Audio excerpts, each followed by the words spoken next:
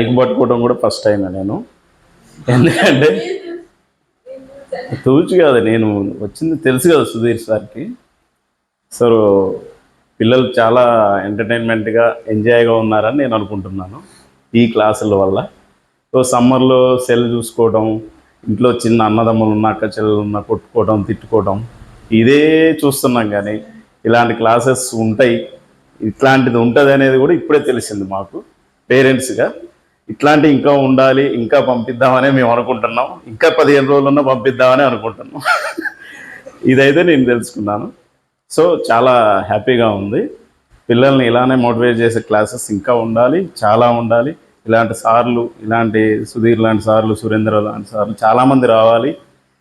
మీలో కూడా రావాలి. ఇట్లాంటి సార్లను చూసి మీరు కూడా ఇలా చేసి చిన్నపిల్లలకి మీరు కూడా ఇలానే చెప్పాలని నేను కోరుకుంటున్నాను. Okay, thank you. మాట్లాడిండు, మంచిగానే మాట్లాడిండు. వాడిది ఏంటి అంటే ఇక వాడు అల్లరి బాగానే చేస్తాడు, కానీ అది చెప్పలేదు మాకు. అన్నీ అలగడం చేయడం అన్నీ చేస్తాడు, మళ్ళీ అర్థం చేసుకుంటాడు. సో ఇక వాడి గురించి ఎక్కువ చెప్పేది కూడా ఏం లేదు. Okay, thank you.